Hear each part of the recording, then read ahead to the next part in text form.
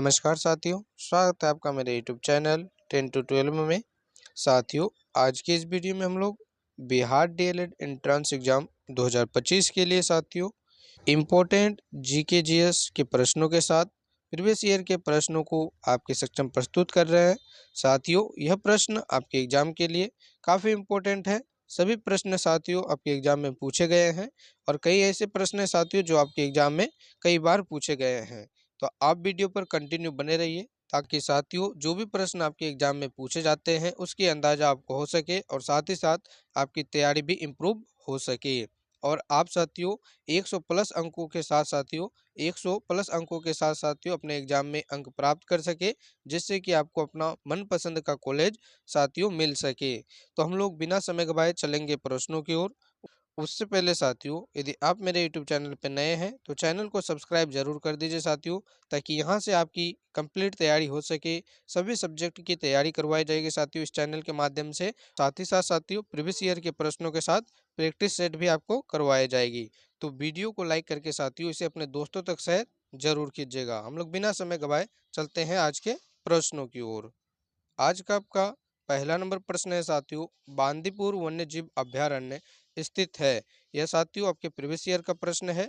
पूछा गया है बांदीपुर वन्यजीव अभयारण्य कहाँ स्थित है। तो इसके लिए ऑप्शन नंबर ए में है तमिलनाडु, ऑप्शन नंबर बी में है राजस्थान, ऑप्शन नंबर सी में है कर्नाटक और ऑप्शन नंबर डी में दिया गया साथियों केरल। यदि बात करें साथियों बांदीपुर वन्यजीव अभयारण्य की, तो यह साथियों कर्नाटक में स्थित है। कहाँ पे स्थित है? कर्नाटक में स्थित है और सी आपका बिल्कुल करेक्ट उत्तर हो जाएगा। बांदीपुर वन्यजीव अभयारण्य कर्नाटक आपको याद रखना है। चलिए उसके बाद अगले नंबर प्रश्न की ओर। अगला नंबर प्रश्न है साथियों, बिहार का कौन सा जिला जूट उत्पादन में अग्रणी है। बिहार का कौन सा जिला जूट उत्पादन में अग्रणी है। तो इसके लिए ऑप्शन नंबर ए में है किशनगंज, ऑप्शन नंबर बी में है पूर्णिया, ऑप्शन नंबर सी में है सुपौल और ऑप्शन नंबर डी में दिया गया साथियों मधुबनी। साथियों जूट उत्पादन की अगर बात करें बिहार के जिलों के संबंध में, तो आपका पूर्णिया बिल्कुल सही उत्तर हो जाएगा। पूर्णिया बिहार का साथियों सर्वाधिक जूट उत्पादन करने वाला जिला है। इसलिए साथियों पूर्णिया इस प्रश्न का बिल्कुल सही उत्तर हो जाएगा जूट उत्पादन में बिहार के सबसे अधिक जिलों के संबंध में। ठीक है साथियों, तो यह भी प्रश्न आपके प्रीवियस ईयर का प्रश्न है, आप इसे भी अच्छे से याद जरूर रखिएगा। चलिए उसके बाद अगले नंबर प्रश्न की ओर। के बाद साथियों आपका अगला नंबर प्रश्न है, चंद्रशेखर आजाद मुठभेड़ में कहाँ शहीद हुए थे। मुठभेड़ में कहाँ शहीद हुए थे साथियों, तो यह प्रश्न आपसे पूछा गया है। इसके लिए ऑप्शन नंबर ए में है इलाहाबाद, ऑप्शन नंबर बी में है कानपुर, ऑप्शन नंबर सी में है पटना और ऑप्शन नंबर डी में दिया गया है बलिया। साथियों यदि बात करें चंद्रशेखर आजाद जी की, अंग्रेजों के साथ साथियों मुठभेड़ में शहीद हो गए थे, तो वह जगह कौन सी थी। तो इलाहाबाद साथियों आपका इस प्रश्न का बिल्कुल करेक्ट उत्तर हो जाएगा। क्या साथियों? इलाहाबाद। वर्तमान समय में इलाहाबाद का नाम साथियों क्या है? कमेंट करने का प्रयास कीजिएगा यदि आपको पता है। नहीं तो साथियों आपको बता दें, इलाहाबाद को वर्तमान में प्रयागराज के नाम से जानते हैं। क्या साथियों? प्रयागराज के नाम से जानते हैं। आप इसे भी ध्यान में रखिएगा। ठीक है साथियों, तो आशा करते हैं ये भी आपको समझ में आई होगी। चलिए उसके बाद अगले नंबर प्रश्न की ओर। अगला नंबर प्रश्न में पूछा गया साथियों, मोनालिसा को किस पर पेंट किया गया था। मोनालिसा क्या था साथियों? तो एक चित्रकार था, एक चित्रकार का प्रकार था साथियों, एक चित्र था कहे तो यह किस पर पेंट किया गया था जो काफी प्रसिद्ध हुआ साथियों। पहले नंबर ऑप्शन में दिया गया है पत्थर पर, दूसरे नंबर पे साथियों ऑप्शन नंबर बी में दिया गया है लकड़ी पर, ऑप्शन नंबर सी में दिया गया है कागज पर और ऑप्शन नंबर डी में दिया गया है साथियों धातु के चादर पर। साथियों यदि बात करें मोनालिसा पेंटिंग की, तो यह साथियों किस पे पेंट किया गया था? लकड़ी पर। किस पे साथियों? लकड़ी पर पेंट किया गया था। ऑप्शन नंबर बी आपके इस प्रश्न का बिल्कुल करेक्ट उत्तर हो जाएगा। आप इसे भी ध्यान में जरूर रखिएगा। मोस्ट इंपोर्टेंट प्रश्न है साथियों, आपके एग्जाम में पूछा जा चुका है। चलिए उसके बाद अगले नंबर प्रश्न की ओर।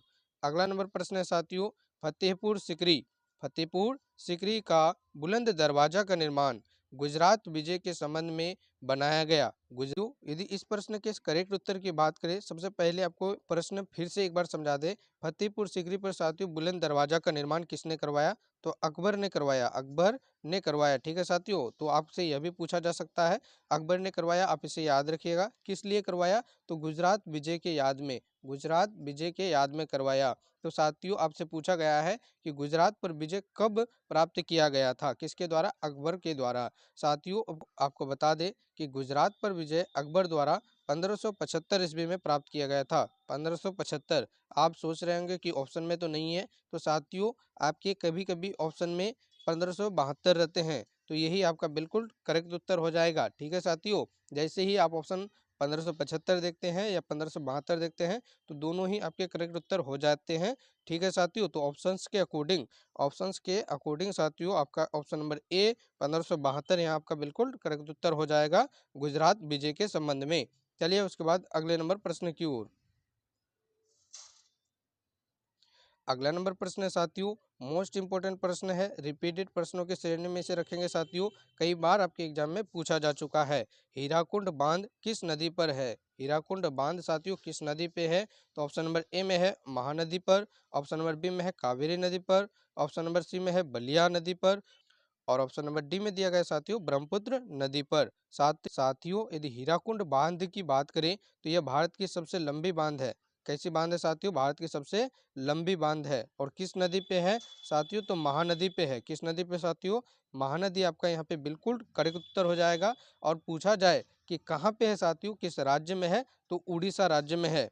क्योंकि आपके एग्जाम में साथियों प्रश्न ऐसे भी पूछे जा सकते हैं साथियों, तो आपको ये सारे पॉइंट्स याद रखने हैं। हीराकुंड जो बांध है साथियों, ये भारत की सबसे लंबी बांध है। कैसी बांध है साथियों? सबसे लंबी बांध है। उसके अलावा किस नदी पे है? तो महानदी पे है। और साथियों किस राज्य में है? तो उड़ीसा राज्य में स्थित है। चलिए उसके बाद अगले नंबर प्रश्न की ओर। साथियों अगले नंबर प्रश्न को देखें उससे पहले आपको एक छोटी सी बात बता दें कि यदि आप इन सारे पीडीएफ को बिल्कुल फ्री में पाना चाहते हैं साथियों, तो डिस्क्रिप्शन में हमारे व्हाट्सएप चैनल का लिंक दिया गया है, आप वहां से जुड़ सकते हैं। टेलीग्राम का लिंक दिया गया है साथियों, वहां से भी जुड़ सकते हैं। दोनों ही जगह ये सारा पीडीएफ आपको बिल्कुल फ्री में प्रोवाइड कराया जाएगा। उसके अलावा साथियों यदि वीडियो आपको पसंद आ रही है, हमारे द्वारा साथियों ये सारी मेहनत आपको पसंद में आ रही है, तो वीडियो को लाइक जरूर कीजिएगा। कोई भी आपके साथीगण, मित्रगण या रिलेशनशिप में साथियों जो भी बिहार डीएलएड एंट्रेंस एग्जाम की तैयारी कर रहे हैं, उन तक वीडियो को शेयर जरूर कीजिएगा। ठीक है साथियों, इतना कुछ साथियों आप जरूर कीजिएगा, ताकि साथियों लगातार हम आपके लिए इसी तरह मेहनत करते रहें। चलिए उसके बाद अगला नंबर प्रश्न है साथियों, अगले नंबर प्रश्न में पूछा गया है UNCTAD अनटेड की स्थापना कब हुई थी? अनटेड की स्थापना कब हुई थी? तो ऑप्शन नंबर ए में है 1956, ऑप्शन नंबर बी में 1964, ऑप्शन नंबर सी में साथियों 1961, और ऑप्शन नंबर डी में दिया गया है 1966। यदि बात करें साथियों अनटेड की, तो इसकी स्थापना कब हुई थी साथियों? ऑप्शन नंबर बी में आपको दिख रहा होगा 1964। 1964 साथियों आपके इस प्रश्न का बिल्कुल सही उत्तर हो जाएगा, आप इसे भी याद रखिएगा। अनटेड की स्थापना कब हुई? 1964 में हुई। चलिए उसके बाद अगले नंबर प्रश्न की ओर। अगले नंबर प्रश्न में पूछा गया साथियों, किस राज्य में गेहूं का प्रचुर मात्रा में उत्पादन होता है? साथियों भारत के किस राज्य में गेहूं का प्रचुर मात्रा में उत्पादन होता है, आपसे पूछा गया है। तो ऑप्शन नंबर ए में है हरियाणा, ऑप्शन नंबर बी में है राजस्थान, ऑप्शन नंबर सी में है उत्तर प्रदेश, और ऑप्शन नंबर डी में दिया गया साथियों पंजाब। यदि बात करें साथियों गेहूं उत्पादन में भारत के अग्रणी राज्य की, तो आपका बिल्कुल सही उत्तर क्या हो जाएगा साथियों? यदि आपको उत्तर पता है साथियों तो कमेंट करके जरूर बताइएगा। बहुत इजी प्रश्न है साथियों, आपको पता होना चाहिए। कमेंट जरूर कीजिएगा इस प्रश्न को साथियों, वीडियो को स्किप करके कमेंट पहले आप कर दीजिए। आपको बता दें भारत में सबसे अधिक गेहूं का उत्पादन साथियों भारत के उत्तर प्रदेश राज्य में होती है। कहाँ पे होती है साथियों? भारत के उत्तर प्रदेश राज्य में होती है। इस प्रकार से साथियों ऑप्शन नंबर सी यहाँ पे आपका बिल्कुल करेक्ट उत्तर हो जाएगा। बिहार राज्य साथियों भारत का सबसे अधिक गेहूं उत्पादन करने वाला राज्य है। तो इस प्रकार से ऑप्शन नंबर सी आपको याद रखना है। चलिए उसके बाद अगले नंबर प्रश्न की ओर। अगला प्रश्न में पूछा गया है साथियों, पवन चक्की में उत्पन्न बिजली, उसके बाद डैश डैश डैश आपको क्वेश्चन मार्क दिया गया है। तो ऑप्शन नंबर ए में इसका दिया गया है साथियों टावर की ऊंचाई पर निर्भर करता है। किस पर निर्भर करता है साथियों? पवन चक्की में उत्पन्न जो बिजली होती है साथियों किस पे निर्भर करती है? टावर की ऊंचाई पर निर्भर करता है, हवा के बेग पर निर्भर करता है, सी में दिया गया हवा के बेग पर निर्भर नहीं करता है, और डी में दिया गया साथियों इसके आसपास के पेड़ों पर निर्भर करता है। साथियों आपको बता दें पवन चक्की में जो बिजली उत्पादन होता है साथियों वह जो होता है हवा के बेग पर निर्भर करता है। किस पर निर्भर करता है साथियों? हवा के बेग पर निर्भर करता है। ठीक है साथियों, जो टर्बिन, तो साथियों आशा करते हैं कि यह भी आपको अच्छे से समझ में आया होगा। चलिए उसके बाद अगले नंबर प्रश्न की ओर। अगले नंबर प्रश्न में साथियों आपसे पूछा गया है नेपाल में गंडक नदी को किस नाम से पुकारा जाता है या जाना जाता है? नेपाल में गंडक नदी को किस नाम से जाना जाता है साथियों? तो ऑप्शन नंबर ए में दिया गया है त्रिशूली नदी, ऑप्शन नंबर बी में दिया गया है कृष्ण नदी, ऑप्शन नंबर सी में दिया गया है काली गंडक नदी और ऑप्शन नंबर डी में दिया गया है साथियों नारायणी नदी। साथियों यदि बात करें नेपाल में गंडक नदी को किस नाम से जाना जाता है, तो यहाँ पे आपका सही उत्तर हो जाएगा साथियों ऑप्शन नंबर डी अर्थात नारायणी नदी। नारायणी नदी साथियों यहाँ पे आपका बिल्कुल करेक्ट उत्तर हो जाएगा। गंडक नदी को नेपाल में नारायणी नदी के नाम से जाना जाता है। चलिए उसके बाद अगले नंबर प्रश्न की ओर। अगला नंबर पर प्रश्न में आपसे पूछा गया है साथियों कौन सा रंग है जिसका खतरे के सिग्नल में उपयोग होता है। तो साथियों कौन सा रंग है? ऑप्शन नंबर ए में है नीला रंग, ऑप्शन नंबर बी में बैगनी रंग, ऑप्शन नंबर सी में है लाल रंग और ऑप्शन नंबर डी में है साथियों पीला रंग। साथियों इस प्रश्न का जवाब आपको कमेंट करके जरूर देना है। इस प्रश्न का जवाब साथियों कमेंट करके देना है क्योंकि प्रश्न काफी इजी है। आशा करेंगे जितने भी हमारे यूट्यूब फैमिली के सदस्य हैं साथियों, आप में से सभी इस प्रश्न का उत्तर जरूर दीजिएगा। तो यह प्रश्न का उत्तर साथियों आपको कमेंट करके जरूर देना है। चलिए उसके बाद अगले नंबर प्रश्न की ओर। आपका अगला नंबर प्रश्न है काली मृदा का दूसरा नाम क्या है? काली मृदा का साथियों दूसरा नाम क्या है आपसे पूछा गया है। ऑप्शन नंबर ए में है बलुई मिट्टी, ऑप्शन नंबर बी में है रेगुर मिट्टी, ऑप्शन नंबर सी में साथियों लाल मिट्टी और ऑप्शन नंबर डी में दिया गया है पर्वतीय मिट्टी। साथियों यह भी प्रश्न आपके एग्जाम में कई बार पूछा गया है और इम्पोर्टेंट प्रश्न है साथियों, बार बार पूछे जाते हैं। यह प्रश्न साथियों हाल में हुए एग्जाम में 2024 के हुए एंट्रेंस एग्जाम में साथियों पूछा जा चुका है, तो आप इसे भी अच्छे से याद जरूर रखिएगा। काली मिट्टी का दूसरा नाम रेगुर मिट्टी है साथियों। कौन सी मिट्टी है? रेगुर मिट्टी। काली मिट्टी को रेगुर मिट्टी के नाम से भी जाना जाता है। इसके अलावा साथियों काली कपासीय मिट्टी के नाम से भी जानी जाती है। ठीक है साथियों, क्योंकि काली मिट्टी में कपास की खेती बहुत ही सुलभ ढंग से होती है। कपास की सर्वाधिक उत्पादकता के कारण साथियों काली मिट्टी को काली कपासीय मिट्टी के नाम से भी जाना जाता है और रेगुर मिट्टी के नाम से भी जाना जाता है। तो साथियों आप दोनों ही बातों को अच्छे से गौर फरमाइएगा, याद रखिएगा। आप नोट बनाते चल रहे हैं तो साथियों इन बातों को नोट भी जरूर कीजिएगा। ठीक है साथियों, क्योंकि यही लास्ट टाइम में जब आप एग्जाम देने जाएंगे रिवीजन के लिए आपके नोट्स ही आपके काम देंगे। ठीक है साथियों, और वही नोट साथियों आपके लक्ष्य पाने में आपकी सहायता करेंगे। तो चलिए उसके बाद अगले नंबर प्रश्न की ओर। अगला नंबर प्रश्न है साथियों भारत की सबसे पुरानी तेल रिफाइनरी है। भारत की सबसे पुरानी तेल रिफाइनरी कौन सी है? ऑप्शन नंबर ए में है ट्रोम्बे, ऑप्शन नंबर बी में गांव, ऑप्शन नंबर सी में है बरौनी और ऑप्शन नंबर डी में साथियों डिगबोई। साथियों यदि भारत के सबसे पुरानी तेल रिफाइनरी की बात करें तो यहाँ पे आपका सही उत्तर हो जाएगा ऑप्शन नंबर डी अर्थात डिगबोई। अर्थात कौन सा साथियों? डिगबोई। डिगबोई कहाँ है साथियों? तो असम का डिगबोई। असम का डिगबोई साथियों भारत का सबसे पुराना तेल रिफाइनरी खदान है। ठीक है साथियों, यहाँ पे डिगबोई आपका बिल्कुल करेक्ट उत्तर हो जाएगा, आप इसे भी ध्यान में रखिएगा। उसके बाद चलिए अगले नंबर प्रश्न की ओर। अगला नंबर प्रश्न साथियों बांग्लादेश के राष्ट्रीय गान। बांग्लादेश के राष्ट्रीय गान कौन सा साथियों? अमार सोनार बंगाल। अमार सोनार बंगाल। ठीक है साथियों, अमर बंगाल बांग्लादेश का क्या है साथियों? राष्ट्रीय गान है। के रचयिता निम्न में कौन है? के रचयिता निम्नलिखित में कौन है? तो साथियों ऑप्शन नंबर ए में है Kazi Nazrul Islam, option number B में है Mohammad Iqbal, option number C में है रविंद्रनाथ टैगोर जी और ऑप्शन नंबर डी में साथियों बंकिम चंद्र चटर्जी जी। साथियों यदि बात करें कि बांग्लादेश के राष्ट्रीय गान के लेखक की, तो यहाँ पे आपका बिल्कुल करेक्ट उत्तर क्या हो जाएगा साथियों? रविंद्रनाथ टैगोर। रविंद्रनाथ टैगोर साथियों बांग्लादेश के राष्ट्रीय गान के साथ साथ भारत के राष्ट्रीय गान भी लिखे थे। ठीक है साथियों, जन गण मन किसने लिखा था? रविंद्रनाथ टैगोर जी ने। कितने? तो साथियों आप इसे ध्यान में जरूर रखिएगा, जो बांग्लादेश के राष्ट्रीय गान के भी लेखक है। उसके अलावा यदि बात करें भारत के राष्ट्रीय गीत के लेखक, भारत के राष्ट्रीय गीत किसने लिखा? तो साथियों बंकिम चंद्र चटर्जी ने लिखा। भारत के राष्ट्रीय गीत किसने लिखा? बंकिम चंद्र चटर्जी ने लिखा। उसके अलावा यदि बात करें साथियों कि सारे जहां से अच्छा हिंदुस्तान हमारा जो है साथियों नारा किसने दिया, या स्लोगन किसने दिया? तो मोहम्मद इकबाल जी ने।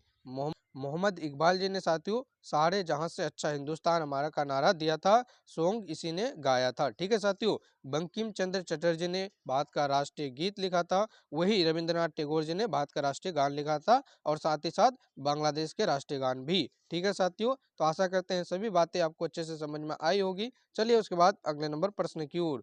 अगला नंबर प्रश्न है साथियों दलितों से अलग कर महादलित किस प्रदेश में किया गया? साथियों इस प्रश्न को आपके एग्जाम में पूछे जाने की बहुत अधिक संभावना है, क्योंकि साथियों प्रश्न इंपॉर्टेंट है। साथियों आपसे पूछा क्या गया है दलितों से अलग कर महादलित किस प्रदेश में बनाया गया? ऑप्शन नंबर ए में है Uttar Pradesh, option number B में है कर्नाटक, ऑप्शन नंबर सी में है बिहार और ऑप्शन नंबर डी में दिया गया है हरियाणा।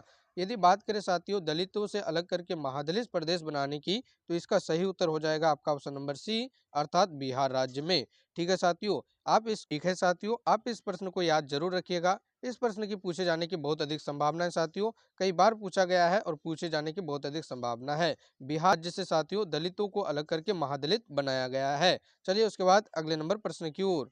अगला नंबर प्रश्न में आपसे पूछा गया साथियों, समानता, स्वतंत्रता और बंधुत्व किस क्रांति का नारा था? मोस्ट इंपोर्टेंट प्रश्न है साथियों। जैसे आपको वीडियो के प्रारंभ में ही बताया गया साथियों, सभी प्रश्न आपके एग्जाम ओरिएंटेड है, सभी प्रश्न प्रीवियस ईयर में कई बार पूछे गए प्रश्न है। तो साथियों वीडियो को बार बार देख के या तो नोट कर लीजिए, नोट बना लीजिए, या साथियों 2-3 बार देख के इन प्रश्नों को याद ही कर लीजिए, क्योंकि काफी इंपॉर्टेंट प्रश्न आपके इस वीडियो में सिलेक्टेड किए गए हैं। ठीक है साथियों, समानता, स्वतंत्रता और बंधुत्व किस क्रांति का नारा था? ऑप्शन नंबर ए में है फ्रांसीसी क्रांति, ऑप्शन नंबर बी में है रूसी क्रांति, ऑप्शन नंबर सी में है अमेरिका क्रांति और ऑप्शन नंबर डी में है इनमें से कोई नहीं। साथियों जो नारा है फ्रांसीसी क्रांति के दौरान दिया गया था, फ्रांसीसी क्रांति के दौरान दिया गया था साथियों। यह प्रश्न बहुत ज्यादा इंपॉर्टेंट है, आप इसे मानते हुए साथियों याद जरूर कर लीजिए। ठीक है, तो आशा करते हैं कि यह भी आपको समझ में आया होगा। चलिए उसके बाद अगले नंबर प्रश्न की ओर।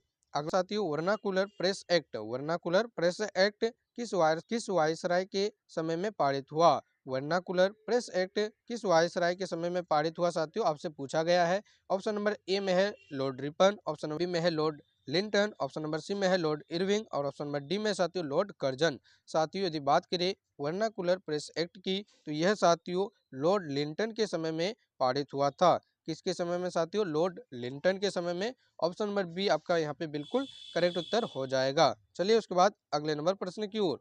अगला नंबर प्रश्न है साथियों, राज्यसभा के सदस्य का कार्यकाल कितने वर्षों का होता है? राज्यसभा के सदस्यों का कार्यकाल कितने वर्षों का होता है? ऑप्शन नंबर ए में है 3 वर्ष, ऑप्शन नंबर बी में है 5 वर्ष, ऑप्शन नंबर सी में है 6 वर्ष और ऑप्शन नंबर डी में साथियों दिया गया है 2 वर्ष। यदि बात करें राज्यसभा के सदस्यों के कार्यकाल की, तो साथियों इसका सही उत्तर हो जाएगा 6 वर्ष। कितना वर्ष साथियों? 6 वर्ष आपका बिल्कुल करेक्ट उत्तर हो जाएगा।